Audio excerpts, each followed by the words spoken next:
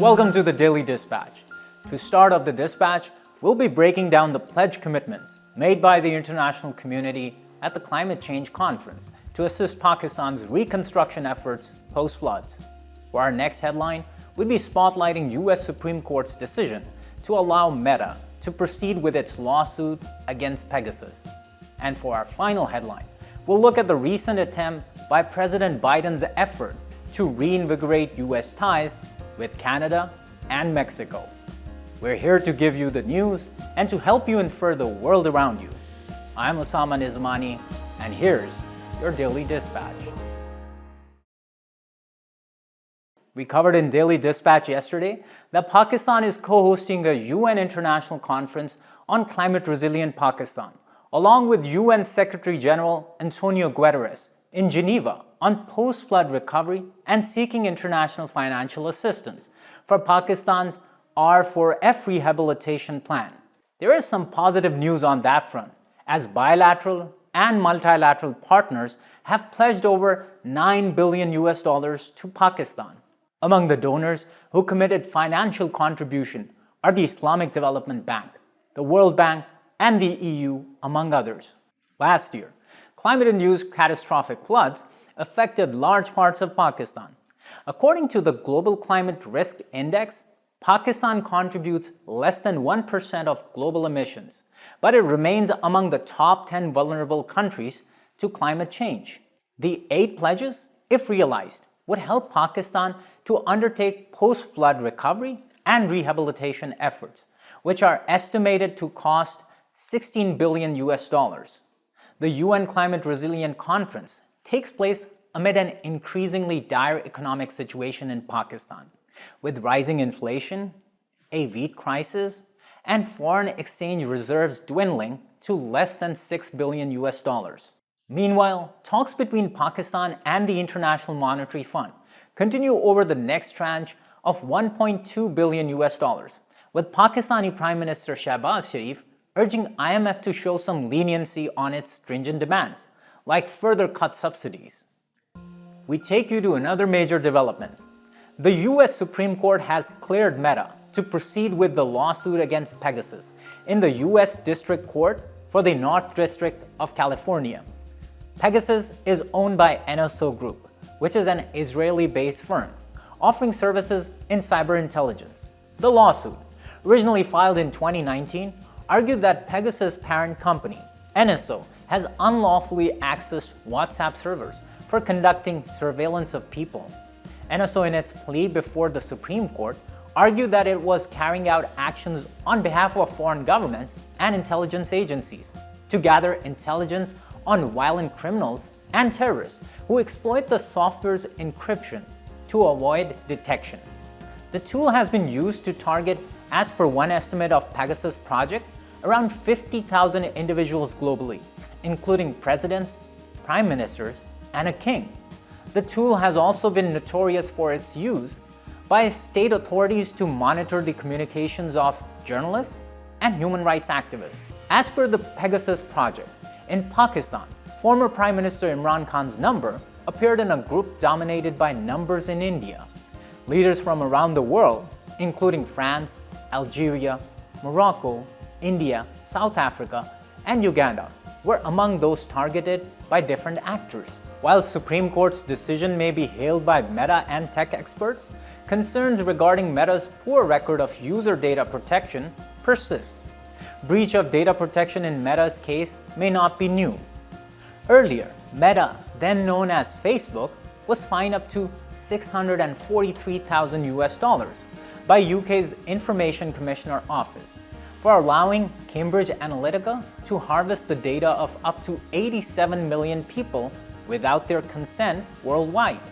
In a settlement of another lawsuit in the United States regarding Cambridge Analytica, Meta has decided to pay $725 million. Previous and ongoing legal action suggests that different states could contemplate similar actions in the future. However, Meta itself may have to put in serious protocols to ensure the protection of user data across different platforms are consistent with developing standards on data protection and security internationally. We now take a look at a major diplomatic move in the Northern America. The US President Joe Biden visited Mexico ahead of the trilateral meeting of the three North American countries, the US, Canada, and Mexico, dubbed as Three Amigos Summit. This is the first visit of the US President to Mexico since 2014, after former President Donald Trump disrupted the relations with the southern neighbor.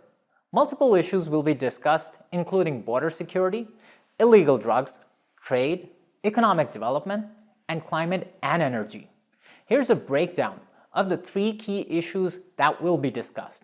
First, this meeting comes amid a spat between the three countries on energy, whereby the US and Canada have accused Mexico of breaching the joint trade deal, the US-Mexico-Canada Agreement, or the USMCA. The two countries accuse Mexico's president, Andrés Manuel López Obrador, of discriminating against the US and Canadian companies by changing the market to favor Mexico's State Oil and National Power Utility Commission, with Obrador saying that Mexico has done nothing wrong. This meeting also comes amid the global energy crisis and the OPEC Plus countries refusing to increase energy production in the backdrop of the Russia-Ukraine war. Second, the illegal migration issue will be on the top of the agenda, which comes on the back of a new policy launched by President Joe Biden that blocks illegal immigration from 4 Latin American countries. We gave an in-depth analysis of the deal struck with Mexico over the new migration policy laid out by Biden. Head over to yesterday's dispatch to find out more. Third, both Canada and Mexico have accused the United States of adopting stringent automobile trade rules, which is likely to make it harder for the two countries to qualify for US duty-free treatment and raise the issue with the dispute panel. Despite these issues, the maiden visit of President Biden is a welcome step as a damage control from the breakdown of the relationship between the Mexico and the United States during the Trump administration. It is unlikely that all the issues will be resolved, but a reignition of dialogue will bring the possibility of more cordial relations in the Northern Hemisphere.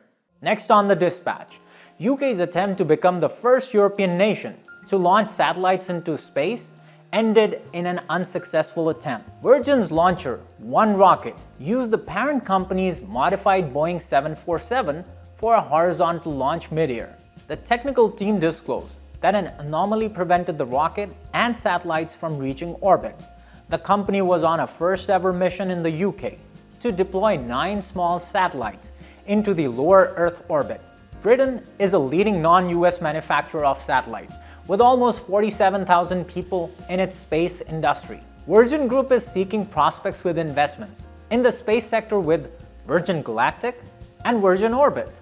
The group has partnered with UK's space agency for the launch of satellites into space. The prime government agency is also developing vertical launch pads in Scotland, as well as micro-launch sites.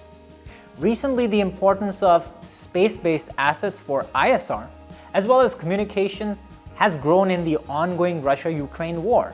Similarly, Starlink CEO Elon Musk also announced deploying nearly 100 satellites for internet connectivity to protesters in Iran, trying to circumvent internet and platform shutdowns by the government. Despite failures, the role of private stakeholders is becoming pronounced to fast-paced development as well as the growth of the commercial and government-funded space industry. Moving to the Arab Gulf now. Saudi Arabia has reportedly directed the Saudi Development Fund to increase its deposit amount in the State Bank of Pakistan to $5 billion. This announcement comes after the Chief of Army Staff of Pakistan, General Asim Munir, visited Riyadh and held a meeting with Crown Prince Salman. The move is likely to improve Pakistan's foreign exchange reserves, which have depleted to nearly $4.5 billion. The State Bank of Pakistan received $3 billion from the Saudi Bank in 2021, along with $1.2 billion worth of oil on deferred payments. This announcement comes as Pakistan faces a dire economic situation with depleting foreign reserves, a depreciating currency against the dollar, and rising inflation, which further burdens vulnerable working-class people. Pakistan is also seeking both bilateral and multilateral financial assistance from its allies like China and the International Monetary Fund. Trade deficits, a weak tax to GDP ratio, and a lack of key structural and governance reforms have driven Pakistan to look for extended financial assistance and aid every now and then. Pakistan has gone to IMF more than 20 times, the current extended facility being the 22nd. We'll now give you an update on the world's most persecuted minority, the Rohingya community. Myanmar jailed 112 Rohingya, an ethnic minority group, including 12 children, when they were caught leaving the country without documents and were sentenced to jail. Myanmar accuses the Rohingya Muslims from the Rakhine to be illegal immigrants who came from South Asia. Myanmar has subjected the community to intense persecution, with many leaving the country for Bangladesh in 2017. Earlier, on July 22, 2022, the International Court of Justice put Myanmar under trial for its genocide against the Muslim minority group, after Myanmar's preliminary objections were dismissed. Despite condemnation and pressure from international organizations, human rights organizations, and global states, Myanmar continues its discriminatory policies and measures against the already oppressed community. That's all, folks. We look forward to your suggestions and feedback. We'll be back tomorrow with more bite-sized news that keeps you up to date with what's going on in the country, the region, and the globe. I'm Usama Nizamani, and this was your Daily Dispatch.